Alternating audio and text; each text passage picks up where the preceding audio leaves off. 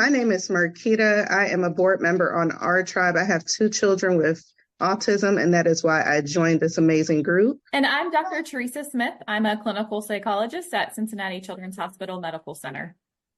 Hello, my name is Jocelyn Okuradudu, and I am the co-founder of Our Tribe.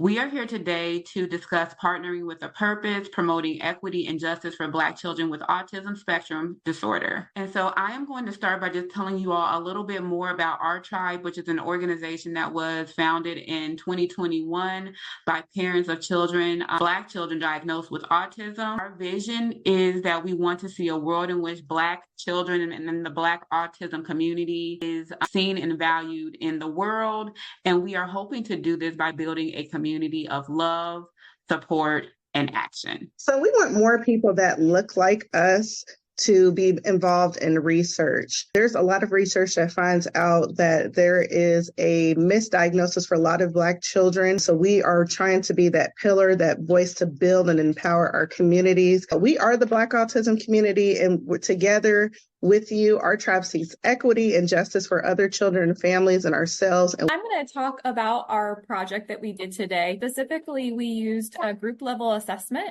to better understand how to improve culturally responsive care and services for Black children with autism and their families. And we did this by partnering with the Black autism community. And really, they were the ones who came up with the research question. They came up with the research method, and were a part of every step of the research process. Luckily, we were able to recruit 31 families to participate, and that represented a total of 7 Black children with autism spectrum disorder. What we also were able to get is 100% of the caregivers that participated in our study strongly agreed that they had a positive experience and that they would recommend participating in research discussions like these to other members of the community. And we found this to be very important in recognizing how much of a struggle it typically is to recruit members of the Black autism community to participate in autism research. The top themes that we found from the discussions and the conversations that we had with our group is, one, safety, parents really wanting to know that their children are going to be safe in their schools, safe in their community. Of course, parents were very concerned about communication, wanting to be able to communicate with their children and for their children to be able to communicate with others. They were also concerned about whether or not they were being respected by the team working with their child, so by the teachers, by the doctors, by the therapists. They also lifted up a need for mental health support for parents. Many of the families indicated that the time around the diagnosis and even other times have been very taxing to their mental health, and that they needed some support to get them through those times.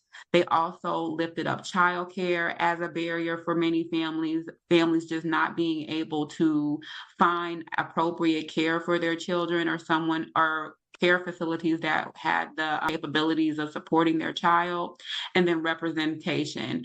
Our families really want to go into doctor's offices. They want to go into schools. They want to go into their children's therapies and more often see professionals that look like them. We also conducted stakeholder conversations to make sure that the people who the research was for knew about this. So local hospitals, early intervention, and developmental disability services. And then to wrap up, really importantly, what came from this work was community-driven solutions. We also identified some similarities and differences in the experience and needs of the Black autism community compared to the larger group. And then of crucial importance, this work informed next steps and policy changes, and really should be considered a model for conducting research with the Black autism community. Awesome. And I think that from our tribe's perspective and from the perspective of the Black autism community, we really want to champion our community, our families being much more engaged and involved in research. There is literally no one in our community that is more invested and has more skin in the game when it comes to the outcomes that we see for our children and our families. And so if we really want to be able to bridge the gap in outcomes for our families, we need to make sure that our families and our caregivers are engaged and involved.